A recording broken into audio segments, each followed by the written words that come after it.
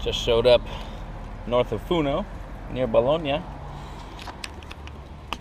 The Ferruccio Lamborghini Museo, which is different from the regular Lamborghini museum. I think this is more like a, I don't know, a family museum, something more about the man necessarily than the company. Got some little appetizers here. The Urraco 3000. I like the license plate on that. Countach 5000.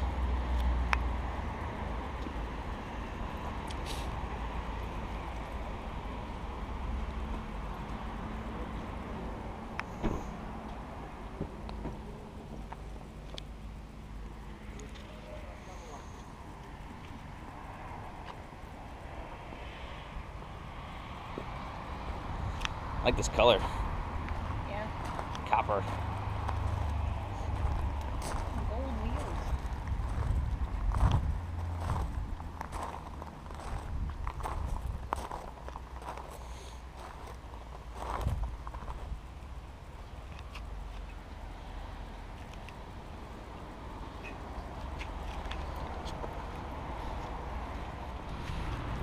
Some more modern ones. Yeah. Murcielago Super Veloce. This one's nice.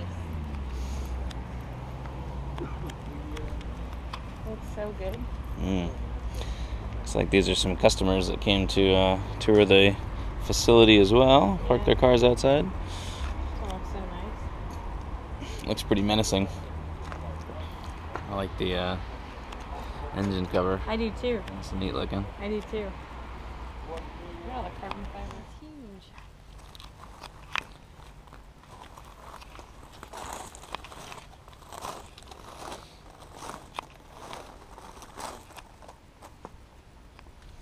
This one's on the other side.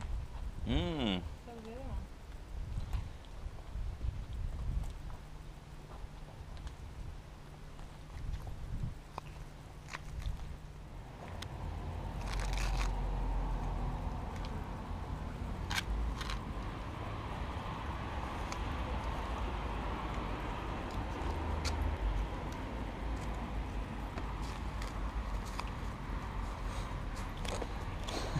So you got to pay your tolls. It's a tiny window. Special edition. Oh yeah, 30th anniversary.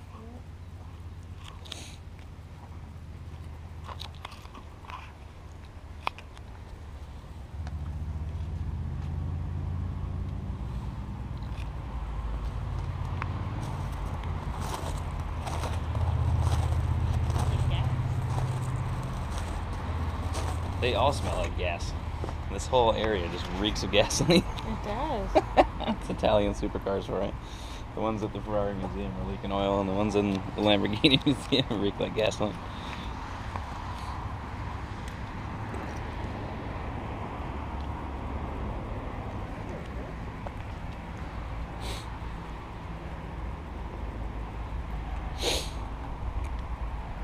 I like the windshield wiper spoilers. It's kind of cool.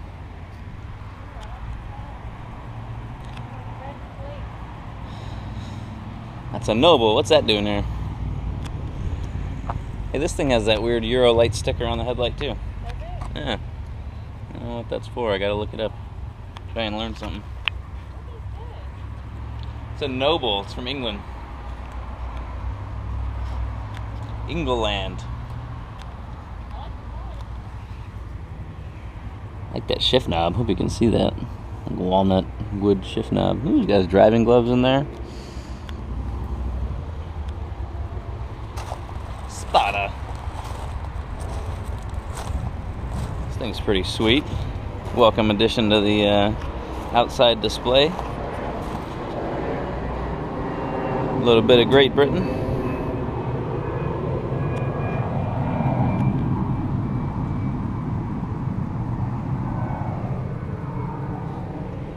Wow, that paint is awesome. Devin was right. There's a red fleck in it. Red specks. Hope that shows up in the camera. Oh, that's awesome. Looks really good through my sunglasses. You can see it better. I wonder what this will do.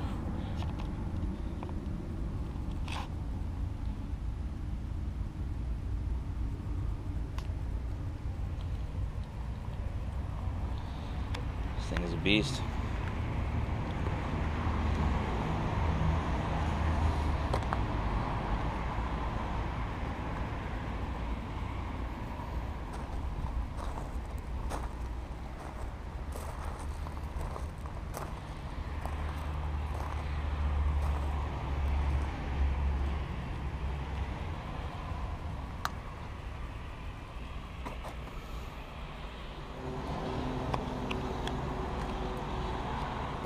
Oh, you can peer inside. The camera almost fits all the way in this little hole. Huh.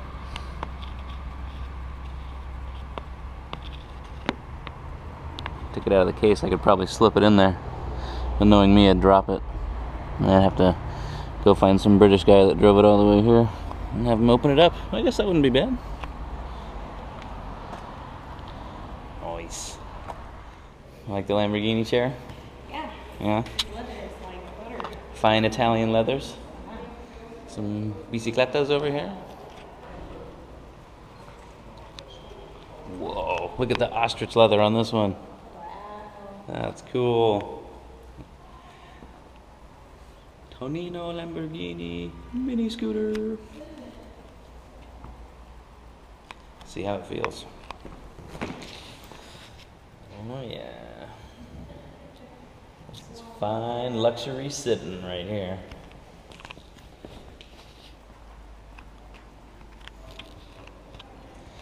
So our man at the Lamborghini Museum said he had a bit of a surprise with all these people showing up, so may delay my guided tour a bit.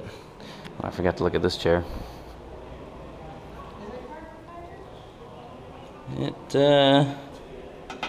It's metal actually. It doesn't look comfortable. This isn't as fine Italian sitting as that one. But it's not bad. It's really comfortable. So we just had a guided tour through the Lamborghini factory. We got to see, or excuse me, the family museum, the Ferruccio Museum. And we got to see the evolution of his company from fixing tractors all the way up until the modern road cars. We even got to meet Tonino Lamborghini. There he's walking right there in the fancy blue suit. So this was the very first Lamborghini. He was born on to a farming family, and he was never really into farming, so he started kind of tinkering with mechanical stuff. He joined the military and was a diesel mechanic in the military, so he learned a lot of his trade that way. After being in the military, he realized that there was quite a big opening for diesel mechanics in Italy. There just kind of weren't any of them, so he became very successful repairing diesel tractors because I guess he kind of had a monopoly on the market. And after a while he started to build his own tractors, and that was after he kind of became pretty rich, just repairing them. He started doing his own stuff. There weren't a lot of Italian parts around, so these early ones were produced with German, American, and English engines and components that he just kind of put together himself to make his own versions of tractors. And he became extremely successful at that, sold tons of tractors, eventually sold his tractor company to somebody else. At that point he was already making cars. You can see some really excellent examples of these tractors from the 50s. Look like sport tractors. You can see some of the color scheme changing after a while. So this cool, almost Gulf-colored orange and blue theme here. This one was not originally, supposed to look like that. This was made for the anniversary of Ferruccio Lamborghini's birth, and this was kind of made locally by some guy around here. So it's kind of a hot rod tractor rebuilt out of older components. This is Ferruccio Lamborghini's effort into racing in the Mille Miglia for the first time. 1948. This is not actually a Lamborghini. This one was a Fiat that he heavily modified, and we can show you later what the original Fiat looked like. It doesn't look anything like this. He chopped the roof off, changed the bodywork, and here's something really cool. That is the original Lamborghini logo Ferruccio Lamborghini, and I forgot what the C stands for, but it's sort of a village that's close to here, and that's what that means. He later changed it to the bull logo, and we just learned from our tour guide that he was a Taurus, and that's why he decided to go with the bull as his logo, which makes a lot of sense. It does. Yeah, yes, that is a helicopter in the background, and yes, that was built and flown for 20 years by Mr. Ferruccio himself. Engineered this helicopter. He had intentions of selling it, but apparently while he was building it, the Italian government purchased the company Augusta, and so there wasn't really any customer you could sell this helicopter to because the government already had their own helicopter company, so there goes that. So none were really ever produced other than this one, but they say that he flew it for a long time by himself. They also told us it was the first helicopter to have dual controls, which is probably a good idea, these days. Have a pilot and a co-pilot that can both do some flying. It's built out of aluminum, it's lightweight, and it looks pretty sweet, I think.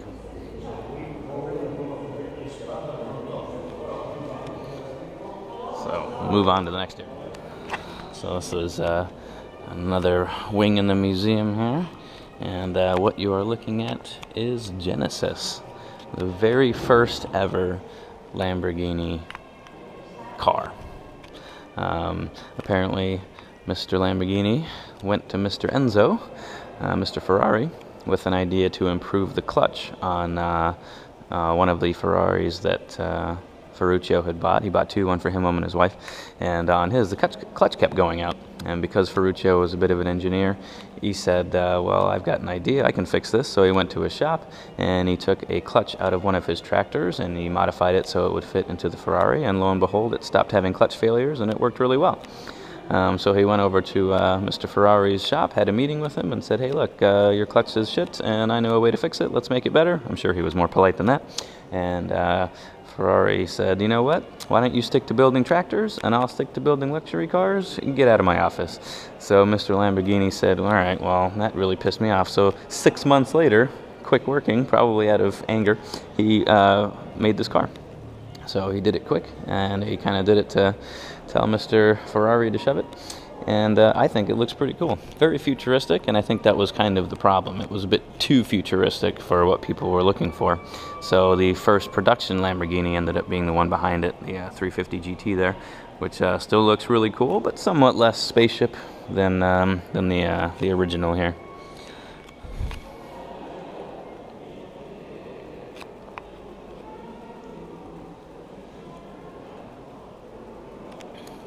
And displayed next to it is the engine out of the first Lamborghini. 6 twin-barrel carburetors, pretty intense. Pretty good-sized motor, V12.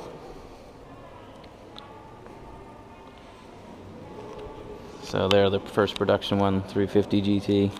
Pretty sweet car. This is all stuff that's in the Lamborghini family collection, by the way. That's why you see, other cars, T-Birds and Fiats and stuff like that, kind of littered about, because these are just cars that are owned by the family. Not really any super modern stuff here, Aventadors and things like that, but there was some newer cars outside, so that's kind of cool, an Huracan and a Murcielago SV. So we did get to see some modern ones that were here just by chance. There's a British Lamborghini club that drove down here and kind of surprised them this morning with a visit. And Tonino Lamborghini is here doing an interview with, I think, an Australian journalist, which is why we got to see him and shake his hand, which I still can't get over. That's so cool that I got to shake Mr. Lamborghini's hand. Really just blown away by that. So here is Ferruccio's Ferrari 250. This may have been the one with the clutch issue, or it may have been a 350 that he had as well. I think the 250 was actually his wife's car, but you can see it here missing some bits and pieces, probably because he was tinkering with it, so that makes a lot of sense. We were told that even later in life, after he was rich and successful, he spent a lot of time still tinkering and engineering and doing lots of drawings and getting his hands dirty, making new stuff. So it's pretty cool to know that he didn't sort of lose his passion as he found wealth and success. Here's some later tractors. Cool paint schemes. These little tiny ones I learned were actually made for the Champagne region. So people that were growing grapes needed a thinner tractor to get through or in between the rows of grapes that were growing. And you can imagine, if you've ever seen a vineyard, that you could utilize something skinny like this to get up and get about. And I never knew that's why these little skinny tractors existed, so that's cool. Get to learn something new.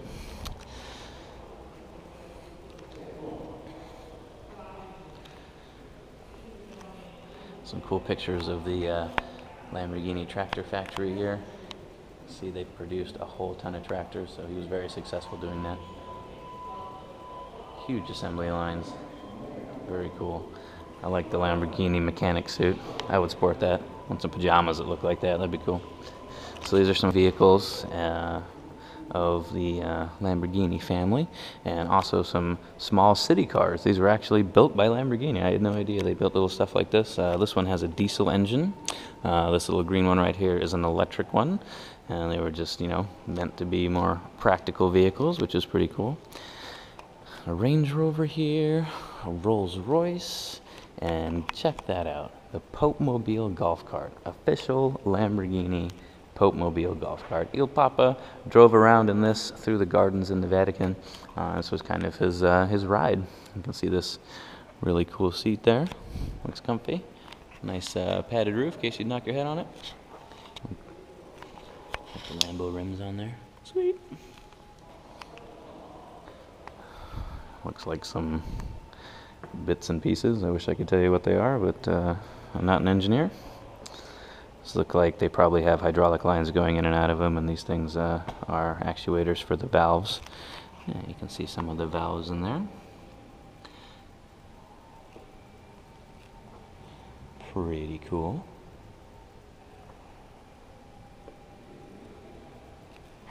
This sculpture you can see behind the pillar is really neat. It's an Aventador in the back and a bull in the front, and you can really see that the shape of the charging bull with its, you know, high shoulders and sloped back is actually, you know, pretty representative of the way these cab forward mid-engine supercars like a Lamborghini look. So it actually blends really well with the rear of the car and the front being a bull. Really neat sculpture. There's another sculpture made out of wire like this of a Veneno up front. I'll show you that in a little bit. But cool piece of art there. So I'll move on to the next room. Ferruccio Lamborghini. So in here, some other tractors, some other vehicles that were kind of owned by the family. Here's some of the larger tractors. We saw some small ones earlier. Probably some more workhorse style tractors. There's a picture of the factory. Looks huge. Huge! Some tractor factory there. Kind of a cool picture. In here is Ferruccio's workshop. There's a picture of the man right there working on some stuff. And in here is his original tools, things that he used while he was tinkering and working on stuff. And he was a real hands-on guy. You can see he's got equipment here for making things out of metal. Some tools of the trade. And this would have been things from his actual workshop.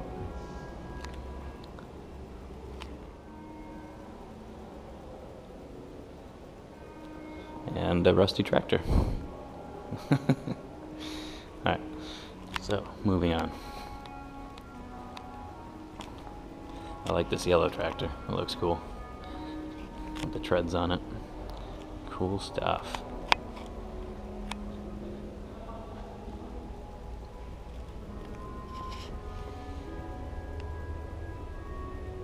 You can see the original Lamborghini logo there in the center as well. Wish I had a better memory so I could remember what the name of that town is, but I'll figure it out and try and put it on the screen or something. There's a Mini. Oh, so this is that Fiat that he had modified, the Topolino. This is the one that original Mille Miglia car was based on. You see the red one that I showed you earlier with the roof chopped off, totally different bodywork. So when that car went racing in the Mille Miglia. It didn't end very well. Apparently he crashed into a restaurant, and the story goes, he said, well, since I'm here, I guess I'll have some dinner. And I'm sure he, of course, paid for the damages, and it's kind of a neat story. He didn't finish the race, but sometimes our biggest mistakes turn into great stories, right? There's an Alfa. I really like this Alfa right here. 1900 CSS from 1956. Just a great looking car, it really is. And a great touring Superleggera logo there. That would have been the body maker. Cool looking car. I believe this was Ferruccio's wife's as well.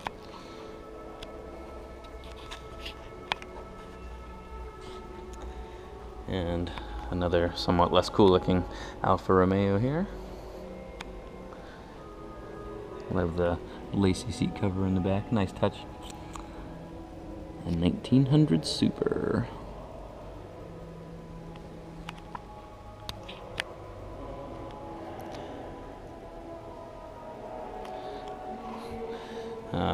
The Italians sure love America and American culture. They really do. When we told the tour guide she asked us if we came from Britain because there was some other British people here, and we said, no, we're from the States. And, oh, America, oh, we love America, American dream, blah, blah, blah, all this stuff. So they really appreciate our culture over there, and I'm sure we're a big market for their company too, which I bet helps.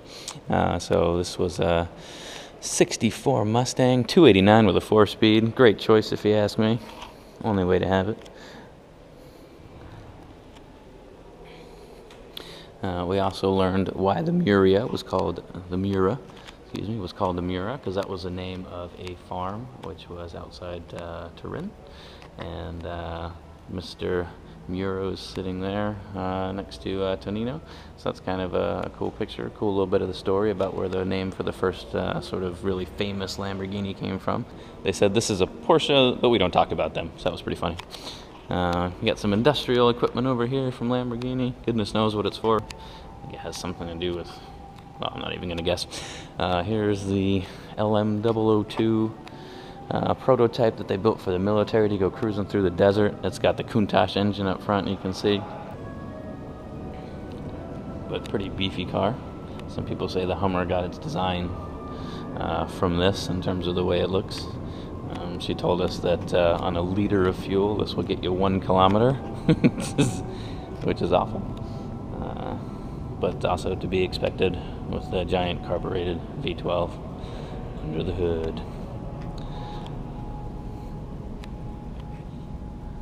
I like this sign up here.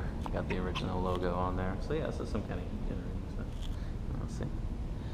So I don't know what this machine is used for, but it looks like it's built to dry things off or get things really hot. Calor, I believe, is heat in Italian, so it's got to have something to do with it. Looks like some kind of heat generating turbine. It's kind of cool. Some other things. These look like some kind of like furnace thing for your house, maybe. But pretty cool. It's actually a Lamborghini product. See the logo there? Must have been a bit later because it's got the bull on it. Who knew? When I went to the Porsche Museum, I saw a bunch of other stuff that they had engineered, you know, the Harley-Davidson engines, cars for Mercedes, artificial knees, the ski bob, all kinds of stuff. So, you know, you really learn that a lot of these companies have their hands in other things, not just cars, and that's kind of cool to know. Okay, so we're back in here. I'll turn it off for a sec. You can see Tonino over there signing autographs, taking pictures. Looks like he's having a good time, and the people there with him having an even better time. That's cool. So there's the Mura. This one actually isn't owned by the family. It's owned by a friend of the family, but I guess you gotta have one somehow, so that's cool. So we'll move on over here. I might have to break down and get a picture with Tonino so I can hang it in my house for years to come. Ooh, this is interesting. This is the Lamborghini Formula One engine. I didn't really know that they had a Formula One effort, but then again, I don't really know much about Formula One. It's a bit of a mark of shame on it there, really. Anyway, so apparently Lamborghini and Ayrton Senna were trying to get together and kind of make a race car, and Ayrton Senna kind of wanted to do it. He liked Lamborghinis, but because of management, team, money issues, they couldn't really get it together, so he didn't end up being the driver. But it's kind of cool that he was associated with the company for a little while in development of the F1 engine. And you can see F1 car there from Minardi Group. Here's the other wire sculpture I was telling you about. That's what a Veneno looks like. It's a $5 million ultra rare special edition Lamborghini that you'll probably never see in real life outside of a museum. And this is a wire sculpture of said Veneno. This is a Lamborghini Jarama, which wasn't one that I even really knew about, to be honest with you. This is a production version, and this is a rally car version, which one of the test drivers liked to take out. I guess that was kind of his thing, was the rallying. So who knew Lamborghini did rallies as well? I mean, I didn't. So that's pretty cool. You've also got to the Iraqo here. This was sort of designed to be a more budget-friendly Lamborghini. He didn't want the Lamborghinis to be only for the super wealthy. I guess just the regular wealthy could also have a Lamborghini. So this one was a bit more modestly priced. It had a V8 instead of a V12. And it was a really, really good selling car, apparently. Lots of them sold, at least in Italy. That's what they told us. Here is a rally version of the Iraqo. You can see the two rally versions sharing the kind of yellow livery, looking a bit more like experimental type race car things with unpainted panels and that kind of stuff, but very cool. And then here's a prototype of the Iraqo, so not a real car, but one of the experimental ones. You may have noticed this giant boat in the middle of the room. It's like the biggest thing in here by a long shot. This apparently was their offshore racing effort, which they kind of went into after building stuff like this. It's a cool picture of a 350 and a Lamborghini-powered boat, which had a couple of Countach engines in it, I do believe. A couple of V12s. Yep, well, there's a picture of it. Bada bing. 2 V12s. Chilling in the back of that. Yeah, I do want my photo taken with him. So there's people here wanting Tonino to sign the engines of their Lamborghinis outside. This guy's gone out and taken the glove box door off of his Lamborghini so that Tonino can sign it for him. That's really going the extra mile, I think. He seems pretty great. I hate to bug him, but I don't know. I think I'm gonna have to bother him for a picture at least. Okay, got my picture with Tonino. That was cool. My wife insisted. So this is an offshore boat. Again, a couple of huge motors in it. Goes a bazillion miles an hour. They apparently won 11 world championships in this offshore boat.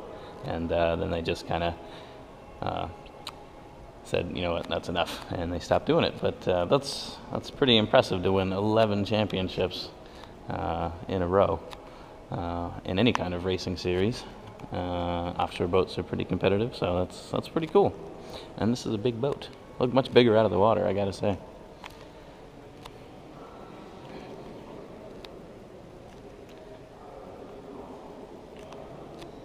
And there, of course, is the 4-seat Lamborghini. Not exactly attractive in my mind, the Espada, but it's pretty cool. Take the family along with you when you're hauling butt through the mountains. Some matching luggage there in the back. It's a cool box. Gotta have Lamborghini matching luggage. There's another prototype here. Forget what the name of this one was. Looks like it was built in a shed, so I can believe it's a prototype. And this is another prototype where they were messing around with gull wing doors. You can see the hinges there, and inside, just grab this. You can see a photo of the doors open, gull wing style. So this is the Islero, which I think is a really excellent looking classic car. Just great lines on it. I really think it looks great from sort of this angle back here. Nice short deck lid, very sporty looking. Great looking car, this one. Good color for it too, I think.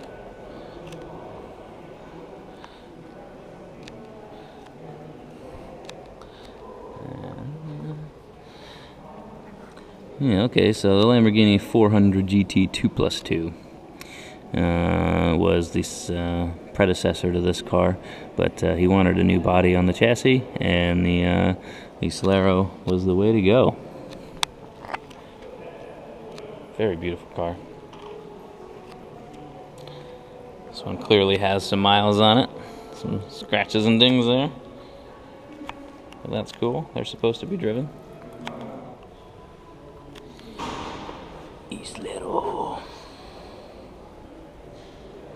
So one of the cars I don't have here is the Countach. And they got some pictures of it. Apparently their Countach, where'd they say their Countach went? Went to Modena for a show. So it's not here today. And they got some pictures of it. And this is the latest model they really have on display. A Diablo.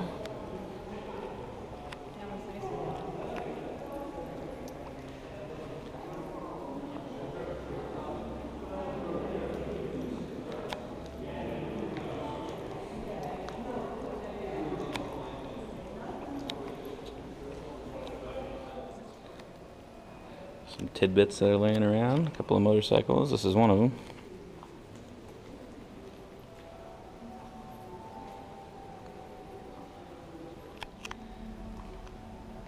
There's another little motorized bicycle, tiny one cylinder on the front.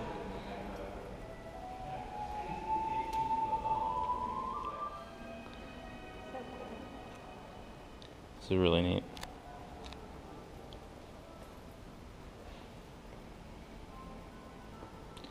Postal service vehicle here. A basket in the back. Hawaiian hula girl on a Vespa on the front. That's pretty cool.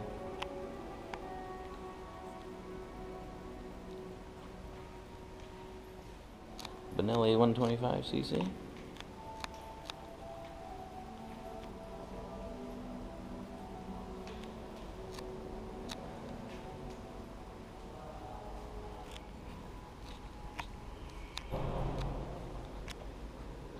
This must be the helicopter engine, I'm guessing, since it's next to the helicopter.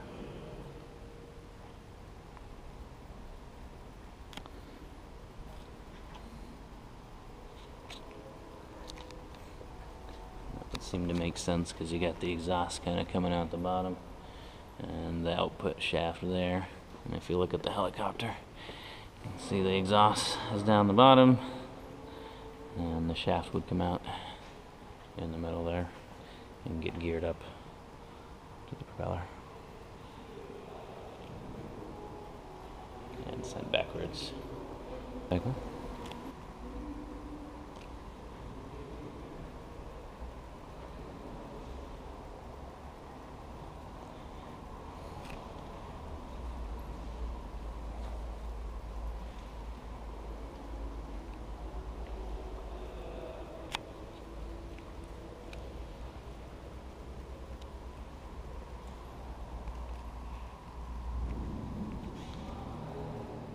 So this is Ferruccio Lamborghini's office. I really like the desk, very futuristic, like 1950s future. Cool typewriter and telephone and stuff like that on there. We were told that this was the first television ever to make its way to Italy. Ferruccio had it imported from America. And there it is, looking like a piece of furniture, as early TVs often did. Kind of a neat chunk of history there. That's where the man used to hang out. Cool office.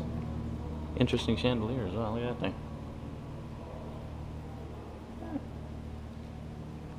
The place is absolutely deserted now. I mean, there's just nobody out here. And again, this isn't the actual Lamborghini museum. This is the Ferruccio Lamborghini Museum. So I think a lot less people know about this one or even bother to come here because it's not kind of the highlighter, you know. So if it wasn't for that British Lamborghini club who's getting ready to piss off out of here, I think we would have had the entire place to ourselves.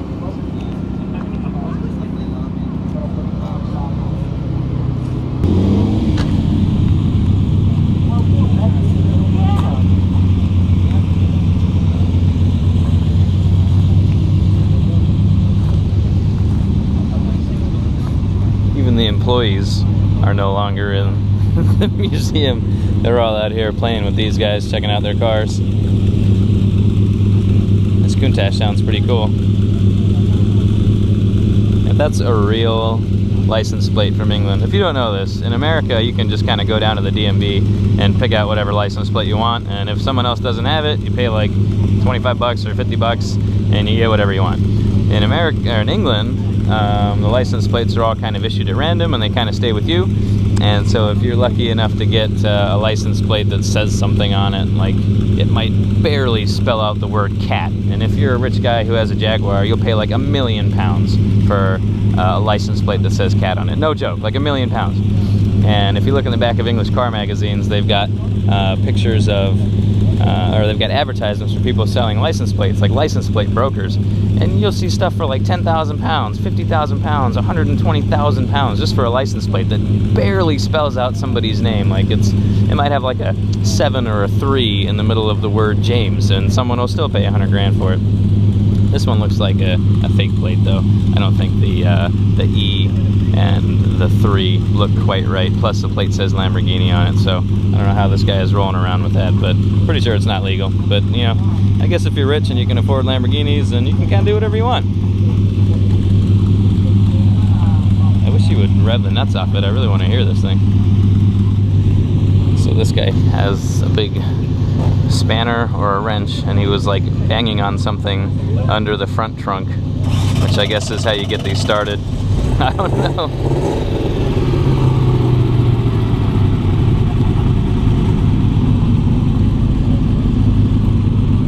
Oh, and there's the spare tire. It even has a matching gold rim. How cool is that?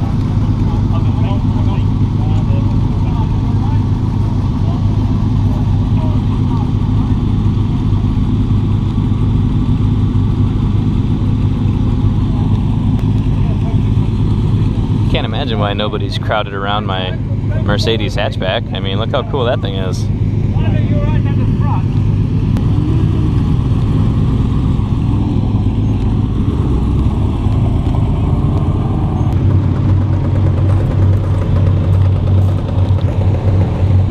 That's my battery, almost dead. That's fucking great.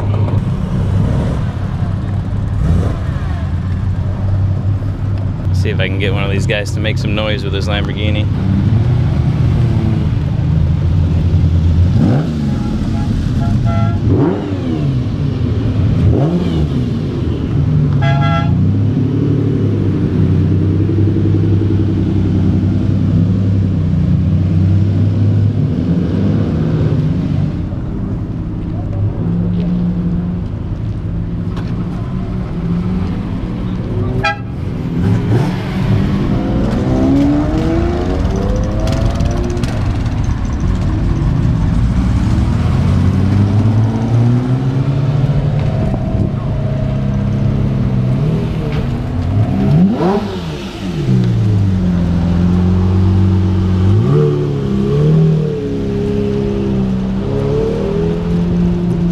Gave me a little rev. He was kind of cool. What about this guy?